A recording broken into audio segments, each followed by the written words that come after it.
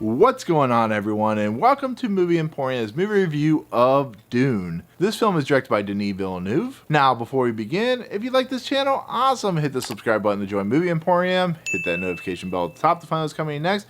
If you like any of the videos, awesome, hit that like button, as well as commenting below any video that you watch, including this one. So here we are, we're finally getting Dune, the highly anticipated, movie based off the very famous, considered one of the greatest sci-fi novels of all time by Frank Herbert. It's the story of a planet called Arrakis, which of course contains a thing called spice, which of course is a very famous aphrodisiac or drug, or however you want to look at it. Coveted, very valuable. It's in control currently of the Harkonnen, who become very greedy, so they're kicked off the planet by the Emperor, and we have this House Atreides group come in to basically make sure everything is mined and so on and so forth. They keep this group called the Fremen, which are the locals of Arrakis, in check, and it basically becomes the Harkonnen are butthurt. They're going to take down House Atreides, and House Atreides are somehow going to be involved with the Fremen. So the secret weapon of this whole entire book is, of course, Paul Atreides. Now, Paul Atreides is, of course, played by Timothée Chalamet. He's having visions of this young woman who's played by Zendaya, and he, to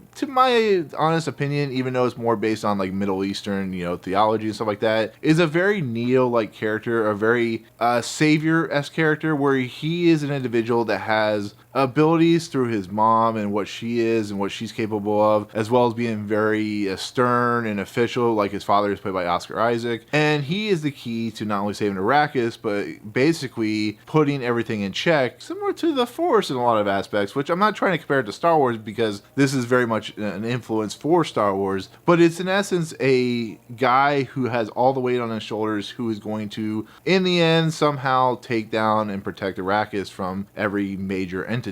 To be fairly honest, this is part one of a two-part movie, at least it's supposed to be. And with that said, this is a movie that is almost a miracle in its own right, because as we know, if you know anything about the book that Frank Herbert wrote, it's a very, very dense book. It's a very complicated book. It's very, unless you're really into very heady sci-fi in a lot of aspects, it can kind of make you confused. I tried reading it. I had struggled through it. So my dealings with Dune is a little complicated, but I still was anticipating what Denis Villeneuve could do. I still think he's able to take material and somehow make it work, and I had a lot of faith with him. And when it came to Dune, and then you get like Timothée Chalamet and Oscar Isaac and Rebecca Ferguson, and you start getting all these people into this movie, and I think it became really, really special and really, really anticipated. And it's just a really interesting film. I mean, it's a film that just had a lot of buzz going for it. It was one of those films that really was meant to be seen on the screen, and then Warner Brothers did their whole thing, made Denis Villeneuve very, very upset. Almost didn't get a part two, which I hope they do. So with that said, I'm of two minds of this movie, so you have to go with me on this. The first mind of this movie is of the reviewer sense. I went into this movie very skeptical. I was really anticipating, but I was really worried that it was going to be so dense that it was going to be a complete mess.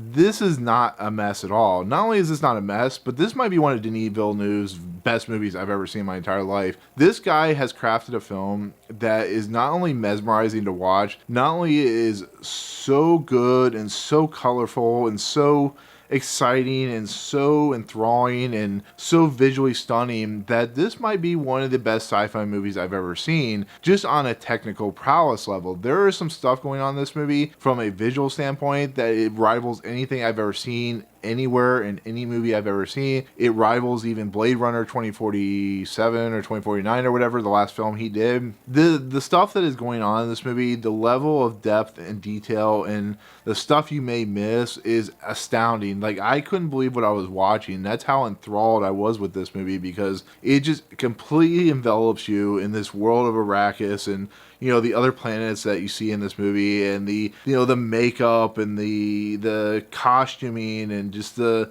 the sound work and the sound design. This movie's going to win all the technical achievements, I guarantee you, when the Oscars come out, because it blew my mind. This is an absolutely riveting project when it comes to a technical level. It's also a film that I was a little confused by in that aspect, just because it's a very dense book that he's trying to adapt, but I never felt really kind of out of place. I really understood the story. I understood who the Harkonnen were. I understood who the Fremen were. I understood who the Atreides family was. I understood why Paul Atreides was as important as he was. I think everybody in this movie is fantastic. Whether, like I said, everybody works on an A+ level. I think Timothée Chalamet, from an acting standpoint, is just gone into a whole different career level just from what you see him do in this movie. He's been on that trajectory for a while. And this is what, people like Christopher Nolan and Denis Villeneuve do very, very well, is give a level of authenticity to the project, the story. They never feel like they're skimping out on anything. They, never feel like they're, not spending the money that they're given. This is a movie that just shows everything on the screen. There are moments in this movie that will blow your mind, and you have to find yourself in an IMAX theater,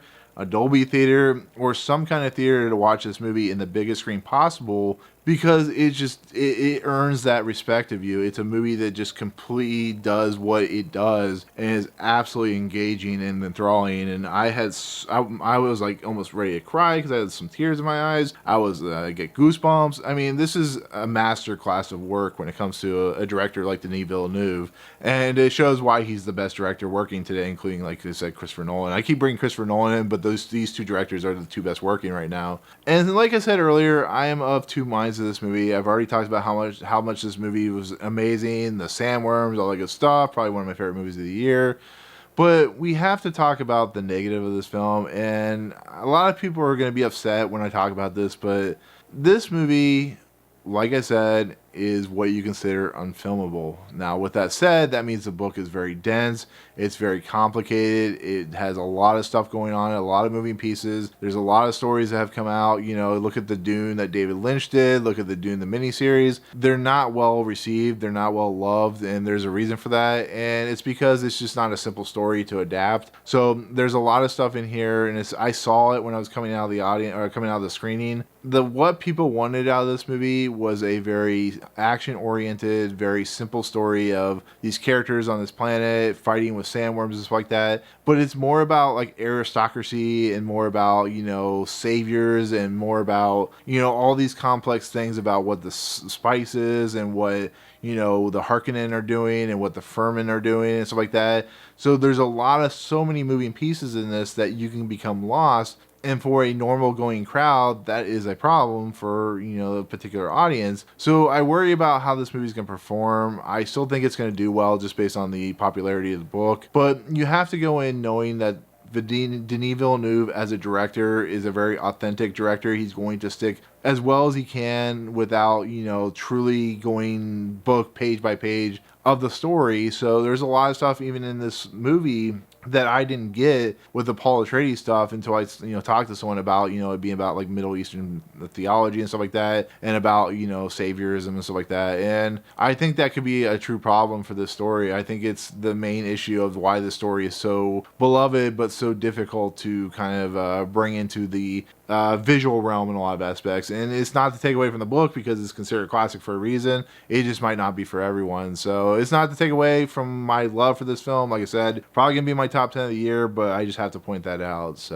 And so there you go. That is my take on Dune. Like I said, I truly love this movie. Probably one of the best films I've seen this year. But if you did not like this movie, or you had major problems with it, I totally understand that. But in the comments below, what is your affiliation with Dune? What is your kind of history with it? Do you know anything about it? Do you not know anything about it? Are you excited for this movie?